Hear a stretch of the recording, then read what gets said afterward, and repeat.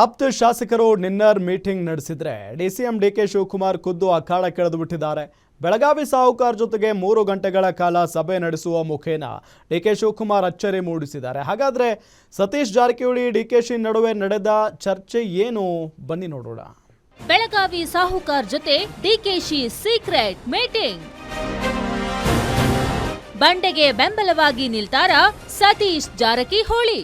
ರಾಜ್ಯ ರಾಜಕೀಯದಲ್ಲಿ power sharing ವಿಚಾರ ರೋಚಕತೆ ಪಡೆದುಕೊಳ್ತಿದೆ. ಡಿಸಿಎಂ ಡಿಕೆ ಶಿವಕುಮಾರ್ ಸಿಎಂ ಆಗುವ ನಿಟ್ಟಿನಲ್ಲಿ ತಮ್ಮ ಪ್ರಯತ್ನವನ್ನ ಮುಂದುವರೆಸಿದ್ದಾರೆ. ಒಂದು ಕಡೆ ಆಪ್ತ ಶಾಸಕರು ಸಭೆಗಳ ಮೇಲೆ ಸಭೆಗಳನ್ನ ಮಾಡ್ತಿದ್ದಾರೆ. ಇತ್ತ ಡಿಸಿಎಂ ಡಿಕೆ ಶಿವಕುಮಾರ್ ವಿಧಾನಸೌಧದಲ್ಲಿ ಸಚಿವರೊಂದಿಗೆ ಸಭೆ ನಡೆಸಿ ಅಚ್ಚರಿ ಮೂಡಿಸಿದ್ದಾರೆ.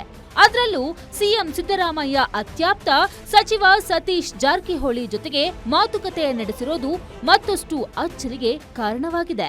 ನಿನ್ನೆ ಸಚಿವ ಸಂಪುಟ ಸಭೆ ನಡೆದ ಬಳಿಕ ಸಚಿವ ಸಂಪುಟ ಸಭಾಂಗಣದಲ್ಲಿ ಡಿಸಿಎಂ ಡಿಕೆ ಶಿವಕುಮಾರ್ ಮತ್ತು ಸಚಿವ ಸತೀಶ್ ಜಾರಕಿಹೊಳಿ ಸಭೆ ನಡೆಸಿದ್ದಾರೆ.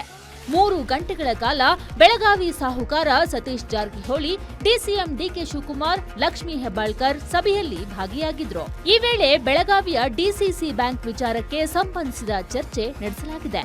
ಜೊತೆಗೆ ಹೈಕಮಾಂಡ್ ನಾಯಕತ್ವ ಬದಲಾವಣೆ ಮಾಡಿದರೆ ನನ್ನ ಪರವಾಗಿರಿ ಎಂದು ಡಿಕೆ ಶಿವಕುಮಾರ್ ಸತೀಶ್ ಜಾರಕಿಹೊಳಿ ಅವರಿಗೆ ಮನವಿ ಮಾಡಿದ್ದಾರೆ. ನನಗೆ ಹೈಕಮಾಂಡ್ ಅವಕಾಶ ನೀಡಿದ್ರೆ ನೀವು ಕೆಪಿಸಿಸಿ ಅಧ್ಯಕ್ಷರಾಗಿ, ಅದಕ್ಕೆ ನನ್ನದು ಯಾವುದೇ ಅಭ್ಯಂತರ ಇಲ್ಲ ಎಂದಿದ್ದಾರಂತೆ.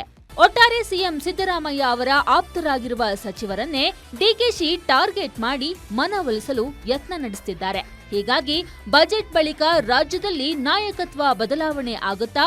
ಡಿಕೆ ಶಿವಕುಮಾರ್ಗೆ ಒಂದು ಅವಕಾಶ ಸಿಗುತ್ತಾ? ಸಿಎಂ ಸಿದ್ದರಾಮಯ್ಯ ಬದಲಾವಣೆ ಮಾಡಿದ್ರೆ ಜಾರಕಿಹೊಳಿ ಡಿಕೆಗೆ ಬೆಂಬಲ ಕೊಡ್ತಾರಾ ಅನ್ನೋದನ್ನ ಕಾದು ನೋಡಬೇಕಿದೆ. Durgesh Nayak, political bureau, Guarantee news.